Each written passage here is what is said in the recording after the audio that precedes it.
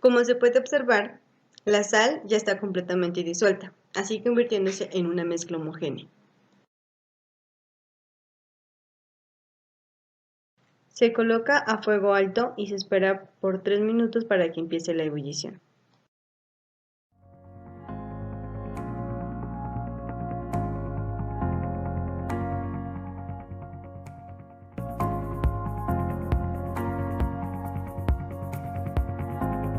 Después de un tiempo, se observa que el agua se ha evaporado completamente, dejando en el fondo de la olla el sólido de la sal.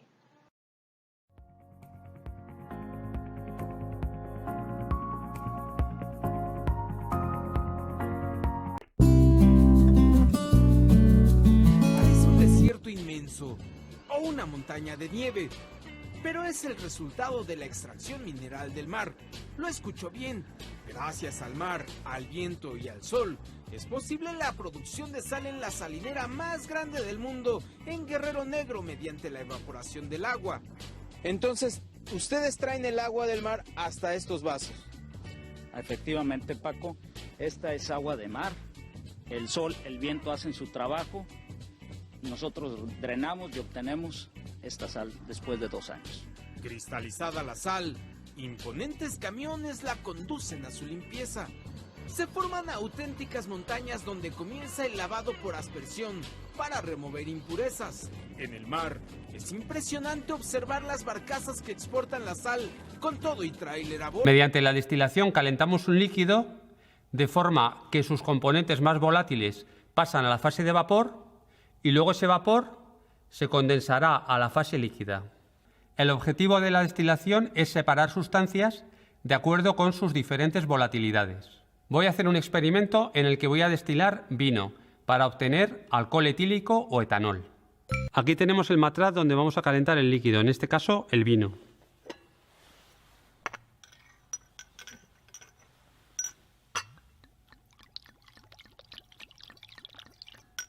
Ahora voy a colocar dentro del matraz lo que se conocen como piedras de ebullición. Hay gente que también les llama plato poroso. En este caso son trozos de ladrillo. Sirven para estabilizar la ebullición, de forma que la temperatura del líquido se mantendrá más estable en los diferentes puntos. Tengo aquí un termómetro que atraviesa este tapón de goma. El bulbo del termómetro debe quedar un poquito por debajo de la derivación por donde pasan los vapores hacia el condensador. Ahora, a esta salida del matraz, a este tubo de vidrio, le vamos a poner este tapón de goma. Hay que tener cuidado, puesto que el rozamiento puede hacer que al pasar se rompa el tubo. Ponemos un poquito de glicerina. También valdría agua jabonosa.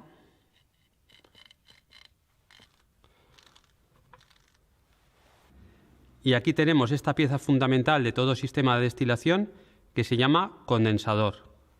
Lleva aquí dentro un serpentín por el que van a bajar los vapores y alrededor lleva el circuito de refrigeración. Entrará el agua por aquí y saldrá por aquí, de forma que el vapor se irá condensando conforme se enfríe para gotear de aquí en estado líquido. Vamos a colocar aquí el serpentín.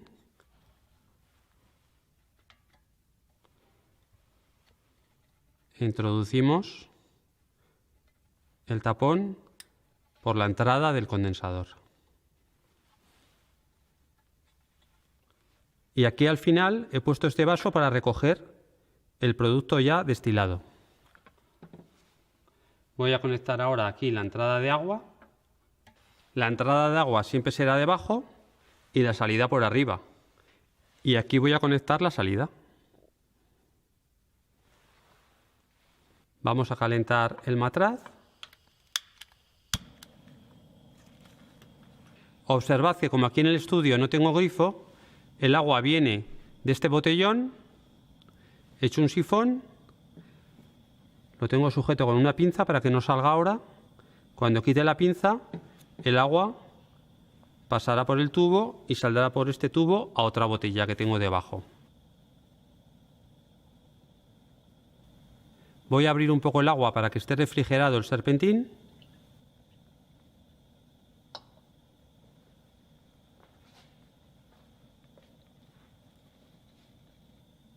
El alcohol etílico o etanol hierve a 78 grados Celsius y en cambio el agua a 100.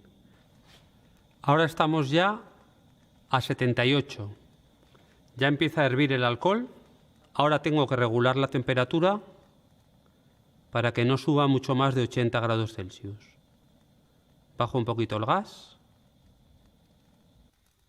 Observad lo que ocurre dentro del serpentín del condensador. Esas burbujas que vemos moverse están formadas, por un lado, por etanol ya condensado y por otro, por etanol en estado gaseoso.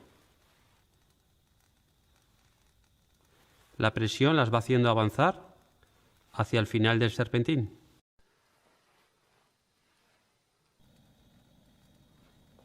Ya empieza a gotear destilado y eso que estamos obteniendo es alcohol etílico o etanol procedente del vino.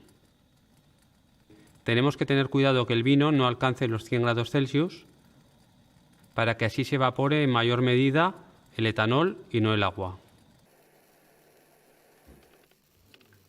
Bueno, y como a través del vídeo no es posible olerlo para comprobar que es alcohol, voy a poner un poquito y lo voy a quemar para que veáis que es alcohol etílico o etanol y no agua. Está ardiendo, pero la llama no se ve. Voy a apagar luces.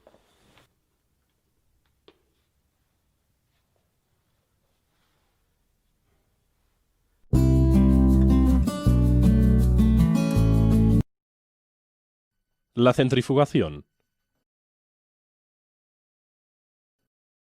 La centrifugación es una técnica de separación de sólidos y líquidos y de líquidos inmiscibles. La separación se consigue mediante el movimiento rotatorio de las partículas impulsadas por una fuerza denominada centrífuga, que tiende a separarlas del eje de rotación. La fuerza centrífuga permite una separación mucho más rápida que si se efectuara bajo la influencia de la gravedad. Separaremos los sólidos en suspensión de un líquido por medio de la centrifugación. Para llevar a cabo la operación, nos servimos de un equipo denominado centrifugadora o centrífuga, que está constituida básicamente por un recipiente que puede girar a diferentes velocidades y en el cual se pueden colocar diferentes tubos. Introducimos la mezcla en un tubo de centrífuga. Para la centrifugación, es esencial que se haya equilibrado previamente la centrífuga. Por este motivo, además del tubo que contiene la mezcla, se debe colocar en el lado opuesto otro tubo que contenga el mismo peso en agua, de forma que los dos tubos sean perfectamente simétricos respecto del eje. Las centrífugas deben disponer de una tapa protectora para evitar posibles salpicaduras de las sustancias que se someten al proceso de centrifugación. Una vez colocados los tubos, se programa la velocidad de rotación. La velocidad de sedimentación de una partícula que se encuentra en suspensión en un líquido es función directa del diámetro y del peso específico de la partícula y de la fuerza a la cual se somete, o en otras palabras, del número de revoluciones por minuto que se producen en la centrífuga. Esto equivale a decir que al aumentar el número de revoluciones de la centrífuga, aumenta la velocidad de sedimentación. Una vez acabada la centrifugación, el líquido sobrenadante se vierte con mucho cuidado en otro tubo, con lo cual se obtiene la separación entre el líquido y el sólido. Esta operación se denomina decantación y es la más elemental de las técnicas de separación. Según el caso, es necesario repetir la centrifugación varias veces.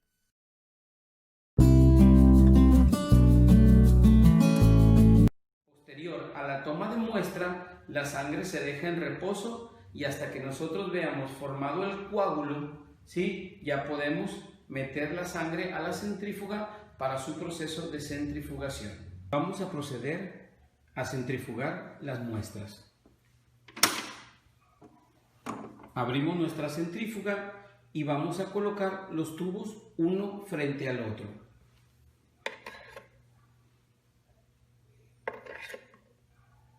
uno frente al otro.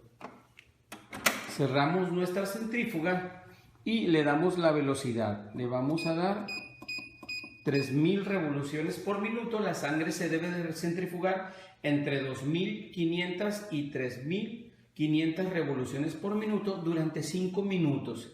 Y ese es el tiempo que le vamos a dar a nuestro proceso de centrifugación. Encendemos la centrífuga y dejamos que el tiempo corra. Una vez concluido el proceso de centrifugación, abrimos la centrífuga para sacar nuestra muestra y ver cómo se separó el suero sanguíneo del paquete globular. Después del proceso de centrifugación, así queda la separación, una parte sólida y una parte líquida. Lo que haremos será llenar un recipiente con agua y la pondremos al fuego. Cuando el agua hierva, empezaremos a introducir sulfato de cobre hasta que la sal deje de disolverse, lo que significará que la solución sea saturado. A los 100 grados que hierve el agua necesitaréis unos 75 gramos de sulfato de cobre por cada 100 mililitros de agua para saturar la solución. En cuanto la sal se deje de disolver, bastará con apartar la solución del fogón y dejar que se enfríe. A medida que la temperatura baje, la solubilidad del sulfato de cobre disminuirá, la sal se precipitará y empezarán a crecer cristales. Los cristales grandes tienen esas formas geométricas tan características porque sus átomos están ordenados siguiendo un patrón regular. Pero claro, para que esos átomos se ordenen necesitan unirse entre ellos poco a poco. Y para que esto ocurra, nuestra solución caliente de sulfato de cobre tendrá que enfriarse lo más despacio posible. Por suerte, hay una manera muy sencilla de ralentizar el enfriamiento de nuestra solución. Basta con meter el recipiente en un molde de goma espuma que actúe como aislante térmico. Llegados a este punto, la primera fase del experimento ya está lista y ahora basta con dejar que el líquido se enfríe hasta que alcance la temperatura ambiente. En cualquier caso, independientemente de que los cristales más grandes se os formen en el fondo del recipiente o bajo la superficie del líquido, lo importante es que ahora tenemos unos cristales decentes que podemos utilizar para producir cristales aún mayores. Tres vasos, uno con arena, otro con sulfato de cobre 2, también se conoce como sulfato cúprico, y otro con agua. Y mezclo el contenido de los tres en este vaso más grande.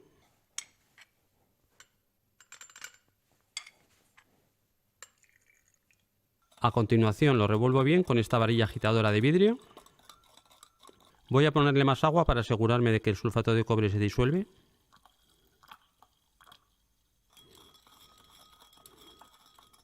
¿Y ahora cómo hago para separarlos?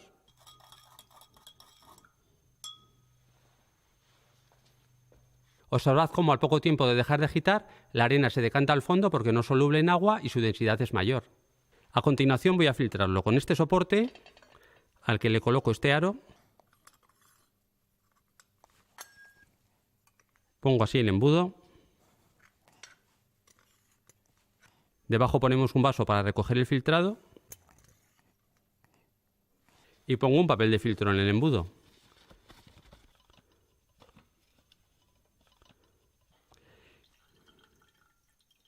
Voy vertiendo la mezcla sobre el papel de filtro.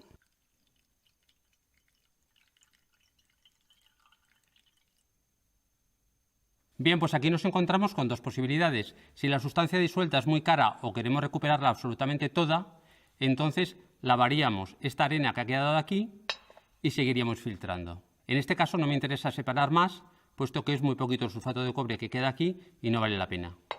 Aquí podéis ver el papel de filtro con los restos de arena y ahora abierto la solución de sulfato de cobre en este recipiente ancho y grande que es un cristalizador. Y esperaremos a que se evapore el agua. Ha pasado ya un día y el sulfato de cobre 2 ya ha empezado a cristalizar. 2 días más y ya tenemos el sulfato de cobre 2 cristalizado. Con la ayuda de una espátula podemos separar los cristales de la superficie del cristalizador.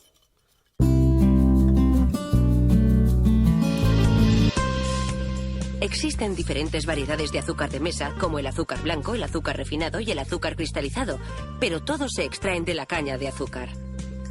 La caña se parece mucho al bambú y sus tallos pueden llegar a alcanzar una altura de hasta 6 metros.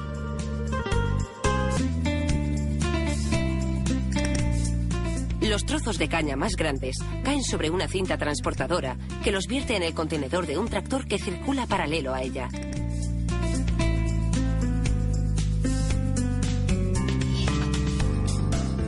Los camiones transportan la caña cortada a la azucarera para procesarla. Una vez cortada, la caña comienza a perder su contenido de azúcar y los daños que sufre la planta durante la recolección aceleran este deterioro. En la fábrica, los camiones vacían la carga en una mesa receptora. Esta la deposita en una cinta transportadora, en la que es sometida a 2 lavados diferentes. La caña debe estar lo más limpia posible antes de extraer el jugo.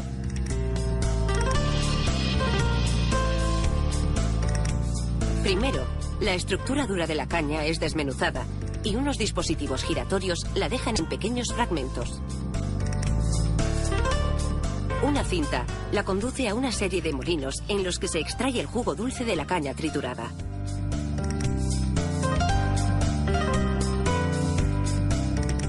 Durante esta fase, la caña pasa a través de un conjunto de 5 o más molinos consecutivos. Unos cilindros grandes comprimen la fibra. El jugo y el bagazo, que es la pulpa seca que queda tras extraer el líquido, son desviados a canales diferentes una vez que abandonan los molinos.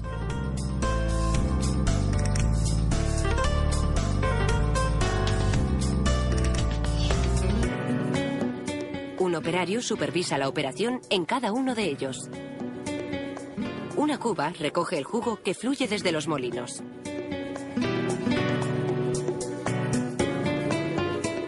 Una vez que se extrae el jugo de la caña de azúcar, llegó el momento de procesarlo. Sin embargo, antes de transformarlo en cristales de azúcar, se somete una muestra a una serie de pruebas en el laboratorio de la azucarera. Primero, un técnico añade un espesante que se liga a las impurezas del jugo. A continuación, lo filtra para obtener un jugo limpio y claro. Después, lo vierte en un polarímetro, una máquina que cuantifica la concentración de azúcar. El jugo extraído en los molinos cae a través de esta torre de 10 metros de altura y en el proceso se desprenden vapores de dióxido de azufre.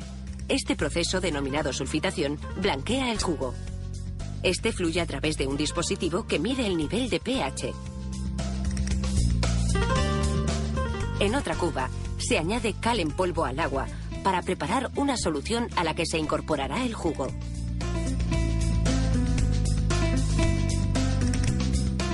Un agitador mezcla el jugo de la caña y la solución de cal durante 6 horas, en las que se completará el proceso. Regula el nivel de pH del jugo y contribuye a aclararlo. Al reaccionar con la cal, el color del jugo pasa del marrón al amarillo.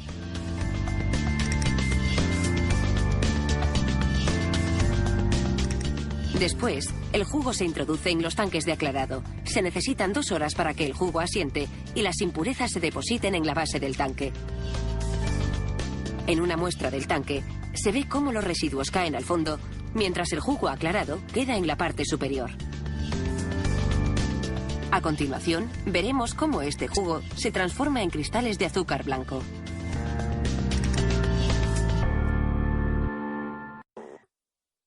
Cristóbal Colón nunca llegó a Asia, pero descubrió el Caribe y se llevó plantas de caña de azúcar de allí. De la caña no solo se obtiene el azúcar, sino jarabe, melaza, ron y etanol. Los tipos de azúcar que se venden en las tiendas tienen granos de diferente color o tamaño, dependiendo de cómo hayan sido procesados.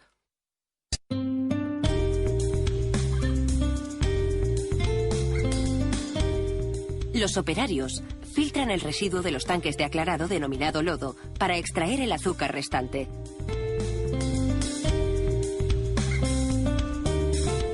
Aquí no se desperdicia nada. Los residuos fertilizarán los campos de caña y el bagazo se utilizará como combustible. El jugo recogido de los tanques de aclarado se hierve en una serie de evaporadores. Esto hace que la concentración de azúcar del jugo pase de un 15 a un 60%. Después, el jugo se recoge en unos tanques de 15 toneladas para aclararlo aún más. Cualquier sedimento que quede en el jugo flotará en la superficie. Una paleta giratoria elimina los residuos que caen por los laterales del tanque.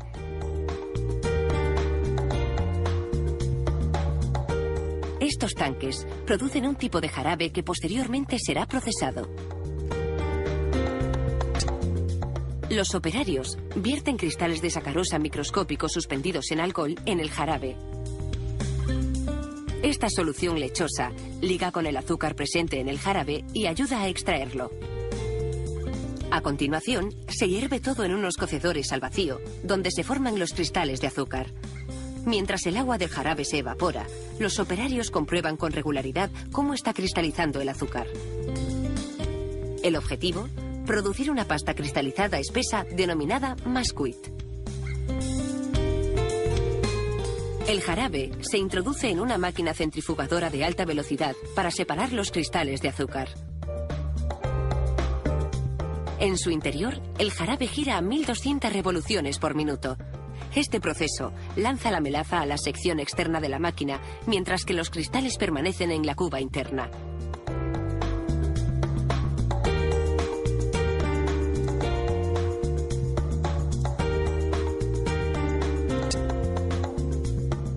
Se rocía agua para lavar los cristales. Después, este agua se elimina y se dejan solo los cristales. El proceso de centrifugado que se realiza en la fábrica es muy similar al de una lavadora doméstica.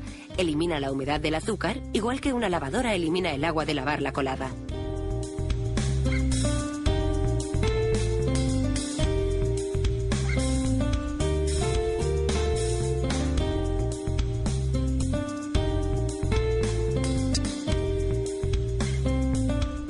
Una cinta transporta los cristales que salen de la centrifugadora.